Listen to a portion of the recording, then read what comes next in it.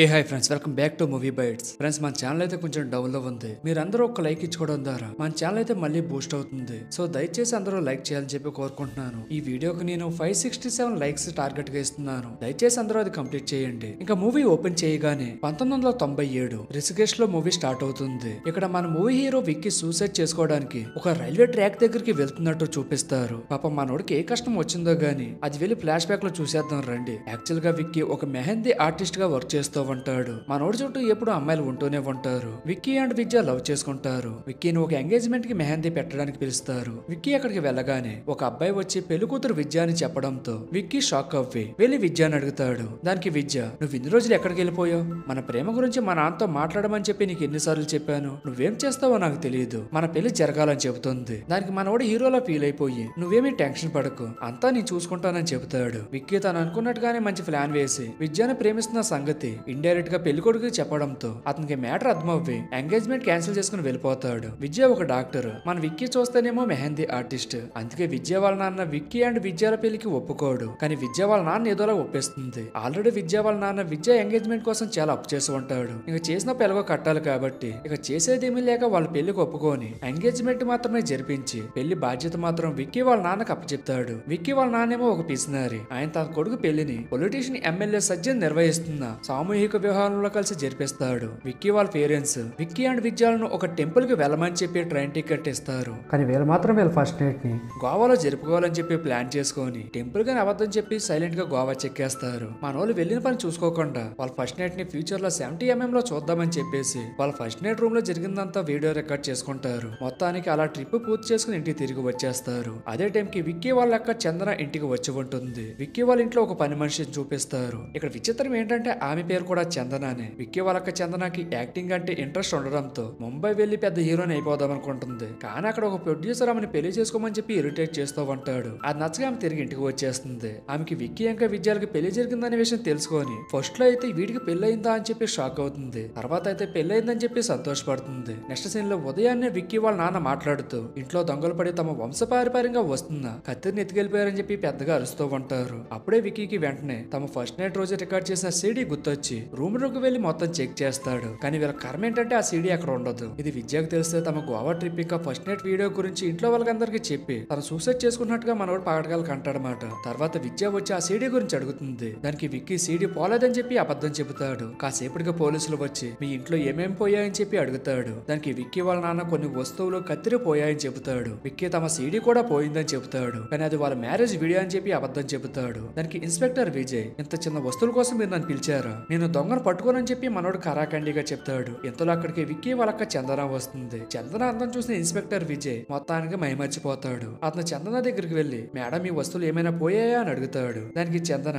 తన పర్స్ ఇంకా దాంట్లో వస్తువులు కూడా పోయాయని చెబుతుంది. దానికి విజయ్, అయ్యో అవునా, మీరేం వరి అవ్వకండి, ఎలాగని మీ పర్స్ నేను వెతికి తెస్తానని చెప్పి అక్కడి నుంచి వెళ్ళిపోతాడు. ఇక విక్కీ పోయిన సీడీ గురించి బాధపడుతూ ఉంటాడు. ఎక్కడెక్కడో ఆ సీడీ కోసం మొత్తం వెతుకుతూ తిరుగుతూ ఉంటాడు. కానీ మొత్తానికి కనిపెట్టలేక బాధపడుతూ ఉంటాడు. మరొక వైపు ఇన్స్పెక్టర్ విజయ్ విక్కీ వాళ్ళ అక్క చందనకి కాల్ చేసి మాకు కొన్ని వస్తువులు దొరికాయి, స్టేషన్ కి వచ్చి అవి మీవో కాదో చెక్ చేసుకుంటారా అని చెప్పి తనని పోలీస్ స్టేషన్ కి పిలిచి ఒక రింగ్ ఇచ్చి తనకి ప్రపోజ్ చేస్తాడు. కానీ చందన తనకు లవ్ మ్యారేజ్ పైన పెద్ద ఇంట్రెస్ట్ లేదని ఆ ప్రపోజల్ ని రిజెక్ట్ చేస్తుంది. నెక్స్ట్ సీన్ లో విద్య తన వీడియోని ప్లే చేయమని చెప్పి విక్కీని చాలా ప్రేమగా అడుగుతుంది. అందుకు విక్కీ మన టీవీ ఇంకా డివిడి ప్లేయర్ దొంగలు తీసుకువెళ్ళిపోయారు కదా అని చెప్పి చెబుతాడు. అప్పుడే విద్య వాళ్ళ నాన్న కొనిచ్చిన టీవీ ఇంకా వీడియో ప్లేయర్ ఇచ్చి ఇప్పుడు వీడియో ప్లే చేయమని చెప్పి చెబుతుంది. ఆమెకి నష్ట చెప్పడానికి విక్కీ చాలా ట్రై చేస్తాడు. కానీ ఆమె మాత్రం తన మాటలు వినొద్దు. ఇంకా విక్కీ ఆమె నుంచి తప్పించుకోవడానికి మళ్ళీ దొంగలు పడ్డారని చెప్పి గట్టిగా అరుస్తూ అందరిని పిలిచి బయటికి వెళ్ళిపోతాడు. Next day morning inspector Vijay వచ్చి విక్కీతో దొంగను చివరిసారిగా చూసింది నువ్వే కదా, వాడిని నువ్వు గుర్తుపట్టగలవా అని అడుగుతాడు. దానికి విక్కీ నేను వాడిని వెనక నుంచి చూశాను కాబట్టి గుర్తుపట్టలేనని చెబుతాడు. అందరూ విక్కీ మాటలు నమ్ముతారు. కానీ విద్య మాత్రం నమ్మదు. విక్కీ వేరే అమ్మాయితో ఎఫైర్ పెట్టుకున్నాడని చెప్పి అనుకోని తనని అనుమానిస్తూ ఉంటుంది. ఆ విషయం గురించి తన విక్కీని కూడా అడుగుతుంది. దానికి విక్కీ అతన్ని మిస్అండర్స్టాండింగ్ చేసుకున్నందుకు విద్యకి సర్ది చెబుతూ ఉంటాడు.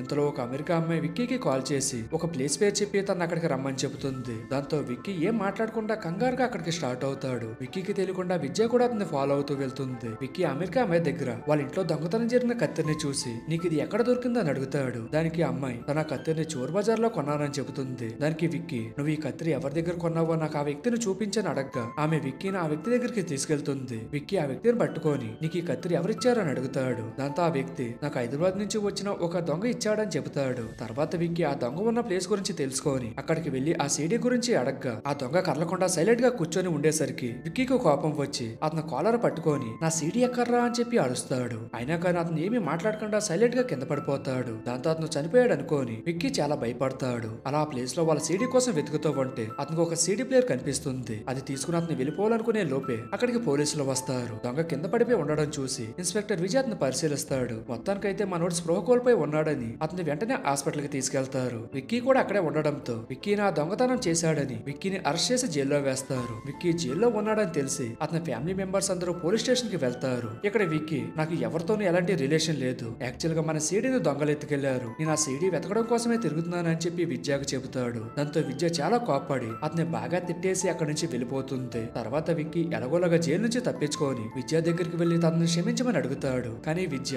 ఆ వీడియోని ఎంతమంది చూసి ఉంటారో ఏమో, నా జీవితం నాశనం అయిపోయింది, దయచేసి నువ్వు ఇక్కడి నుంచి వెళ్ళిపో అని చెప్పి ఏడుస్తూ విక్కీని తిడుతుంది. దాంతో విక్కీ చాలా బాధపడిపోయి ఇక నేను బ్రతకలేనని చెప్పి రైలు పట్టాల దగ్గరికి వెళ్లి సూసైడ్ చేసుకోవడానికి వెళ్తాడు. ఇప్పుడు మూవీ ప్రజెంట్ లోకి వస్తుంది. విద్య కరెక్ట్ టైం కి విక్కీ దగ్గరికి వెళ్లి విక్కీని సూసైడ్ చేసుకోకుండా ఆపుతుంది. ఇంకా అతనికి క్షమాపణ చెప్పి ఆ సీడీని ఎలాగోలాగా మన ఇద్దరం కలిసి వెతుకుదామని చెబుతుంది. నెక్స్ట్ సీన్ లో మనకు ఆ దొంగ కోమా నుంచి బయటకు వచ్చినట్టు చూపిస్తారు. ఇక్కడే మనకు ఆ దొంగ కోమాలోకి పోవడానికి కారణం ఫ్లాష్ బ్యాక్ లో చూపిస్తారు. యాక్చువల్ గా విక్కీ వాళ్ళ ఇంట్లో దొంగతనం చేసిన తర్వాతే ఆ దొంగ హోటల్ కి వెళ్తాడు. ఆ దొంగ బుల్బుల్ ఆంటీ అని ఒక ఆమెకి డబ్బులు ఇవ్వాల్సి ఉంటుంది. అతను తప్పించుకుంటూ తిరుగుతూ ఉంటాడు. ఆంటీకి ఆ దొంగ హోటల్లో ఉన్నాడనే విషయం తెలిసి ఆమె గార్డ్స్ తో అక్కడికి వెళ్లి డబ్బుల గురించి అడుగుతుంది. అతను ఇవ్వకపోవడంతో ఆమె మనుషులు ఆ దొంగని బాగా కొడతారు. దాంతో అతను కోమాలోకి వెళ్ళిపోతాడు. అలా ఆంటీకి అక్కడ ఒక సీడీ కనిపిస్తుంది. ఆ సీడీ తీసుకుని ఆమె వెళ్ళిపోతుంది. ఇప్పుడు సీన్ మనకు ప్రజెంట్ లో చూపిస్తారు. కోమా నుంచి బయటకు వచ్చిన దొంగ బుల్బుల్ ఆంటీ చేతికి చిక్కితే ఆమె చంపేస్తుందని ఆ హాస్పిటల్ నుంచి పారిపోవడానికి ట్రై చేస్తాడు. కానీ పొరపాటున మార్చులోకి వెళ్ళిపోతాడు. ఇటువైపు బుల్బుల్ ఆంటీ దొంగ హాస్పిటల్ నుంచి తప్పించుకున్నాడని తెలిసి అతను చంపేయమని చెప్పి అలాగే ఆ సీడీలో ఉన్న వాళ్ళకి కాల్ చేసి డబ్బులు డిమాండ్ చేయమని చెబుతుంది. ఆమె గార్డ్స్ లో ఒకరు విక్కీ వాళ్ళ ఇంటికి కాల్ చేసినప్పుడు విక్కీ వాళ్ళ నాన్న ఫోన్ లిఫ్ట్ చేస్తాడు. అప్పుడు బుల్బుల్ ఆంటీ వాళ్ళ గార్డు విక్కీ వాళ్ళ నాన్నతో మీ వీడియో ఒకటి మా దగ్గర ఉంది, అది మీకు కావాలంటే 2 లక్షలు కావాలని చెబుతాడు. దాంతో అక్కడ ఏం జరుగుతుందో విక్కీ వాళ్ళ నాన్నకి అర్థం కాక ఆలోచిస్తూ ఉంటాడు. అప్పుడు ఆయనకి ఒకసారి ఆయన పొరపాటున పని మనిషి చందన పైన పడిపోయి ఉంటాడు. అది వీడియో షూట్ చేసి ఆ వీడియో గురించి చెప్తున్నారేమో అని చెప్పి కంగారు పడతాడు. తర్వాత రెండోసారి ఇంకొక గార్డు విక్కీ వాళ్ళ ఇంటికి కాల్ చేస్తారు. ఒకవైపు విక్కీ వాళ్ళక్క చందన,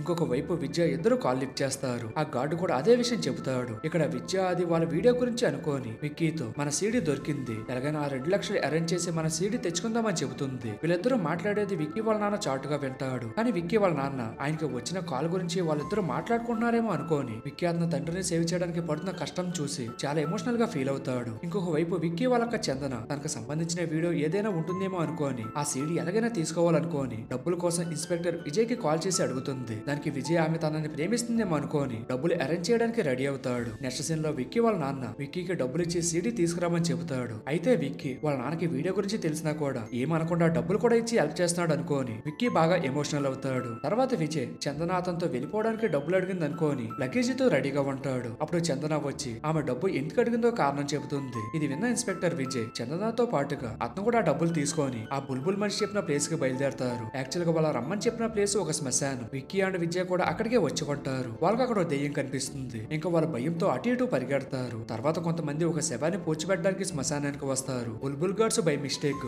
ఆ సీడీని ఆ శవం మీదకి విసిరేస్తారు. అప్పుడు శవంగా ఉన్న వ్యక్తి సడన్ గా లేస్తాడు. యాక్చువల్ గా అతను ఎవరో కాదు, హాస్పిటల్ నుంచి పారిపోవడానికి ట్రై చేసి మార్చురీలోకి వెళ్ళిపోయాడు కదా, ఆ దొంగనే ఈ శవం. అతను అలా సడన్ గా లేవగానే ఆ సీడీ చెట్టు పైన పడిపోయినట్టు చూపిస్తారు. అప్పుడు అందరికి అక్కడ దెయ్యం కనిపిస్తుంది. అది చూసి అందరూ భయపడి పారిపోతారు. విక్కీ సీడీ తీసుకోవడానికి వెళ్తే అది ఆ దెయ్యం జుట్లో ఉంటుంది. ఇంకా విక్కీ అండ్ విద్య ఎలాగోలాగా ఆ దెయ్యం దగ్గర నుంచి ఆ సీడీని తీసుకుని ఇంటికి వెళ్లి ఆ సీడీని ప్లే చేసి చూడగా ఒక్కసారిగా షాక్ అవుతారు. ఇక్కడే మనకు ఒక ట్విస్ట్ ఉంటుంది. అది విక్కీ అండ్ విద్య వాళ్ళ వీడియోని, కానీ అది వాళ్ళ గోవాలో తీసుకున్న వీడియో కాదు. వాళ్ళు సామూహిక వివాహంలో పెళ్లి చేసుకున్నప్పుడు ఆ నైట్ ఎమ్మెల్యే సచిన్ అరేంజ్ చేసిన వాటర్ రూమ్స్ లో జరుపుకున్న పోస్ట్ నైట్ వీడియో. దాంతో విద్యకు కోపం వచ్చి ఆ వీడియో విక్కీయే తీసాడని చెప్పి బాగా కోపడుతుంది. కానీ విక్కీ ఆ వీడియోని రికార్డ్ చేయలేదని చెప్పి ఎంత చెప్పినా కూడా విద్య నమ్మదు. అప్పుడు విక్కీకి వాళ్ళ మ్యారేజ్ వీడియో షూట్ చేసిన పరదేశ్ అనే వ్యక్తి మీద అనుమానం వస్తుంది. మరోవైపు ఇన్స్పెక్టర్ విజయ్ దొంగను పట్టుకుని సీడీ గురించి అడగ్గా అది పరదేశి కారు దొంగలించినప్పుడు పరదేశి కారులో దొరికిందని చెబుతాడు. విజయ్ ఇంకా విక్కీ పరదేశ్ ని పట్టుకుని బాగా కొడుతూ ఉంటారు. అప్పుడే పరదేశ్ అసలు నిజం చెబుతాడు. యాక్చువల్ గా ఆ వీడియో షూట్ చేయించింది పొలిటీషియన్ ఎమ్మెల్యే సజ్జన్. అతను సామూహిక వివాహాలు జరిపించి తర్వాత వాళ్ళ ఫస్ట్ నైట్ కూడా అతను వాటర్ రూమ్స్ లోనే అరేంజ్ చేస్తాడు. తర్వాత ఆ రూమ్స్ లో సీక్రెట్ గా కెమెరాలు ఫిక్స్ చేసి ఆ పెళ్లి దంపతుల ఫస్ట్ నైట్ వీడియోలు రికార్డ్ చేసి ఆ వీడియోస్ అన్నింటినీ ఒక దుబాయ్ షేక్ కి అమ్ముతూ బిజినెస్ చేస్తూ ఉంటాడని చెబుతాడు. ఇదంతా విని అక్కడ ఉన్న వాళ్ళంతా షాక్ అవుతారు. ఎందుకంటే విక్కీ విజయాల పెళ్లి కూడా ఆ సామూహిక వివాహంలో జరిగింది. వాళ్ళకు దొంగ దగ్గర నుంచి తీసుకున్న సీడీలో ఎమ్మెల్యే వాళ్ళకి అరేంజ్ చేసిన వాటర్ రూమ్ లో వాళ్ళ ఫస్ట్ నైట్ వీడియో అని చెప్పి అర్థమవుతుంది.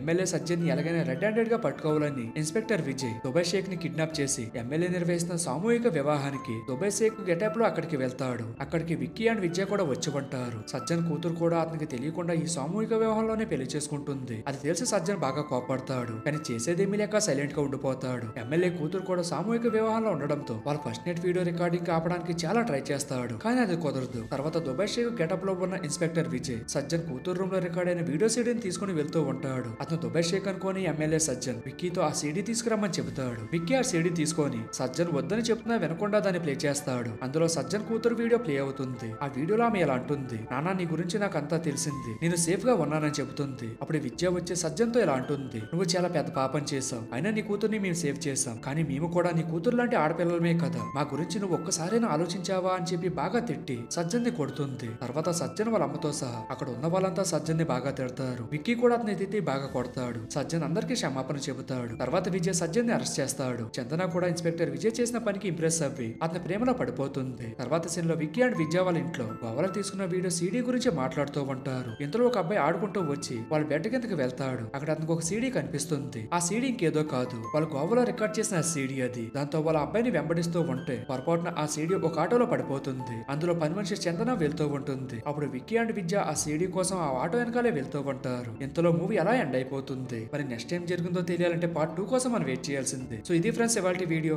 ఈ మూవీ పైన మీ ఒపీనియన్ ఏంటో కామెంట్ సెక్షన్ లో చెప్పండి. అండ్ అలాగే ఈ వీడియో కూడా మీకు నచ్చినట్టయితే లైక్ చేసి మీ ఫ్రెండ్స్ అండ్ ఫ్యామిలీ మెంబర్స్ కూడా వీడియో షేర్ చేయండి. మన ఛానల్ అయితే ఖచ్చితంగా సబ్స్క్రైబ్ చేసుకోవడం అయితే మర్చిపోకండి ఫ్రెండ్స్. మరొక వీడియోతో మళ్ళీ కలుద్దాం. Thank you. జై హింద్.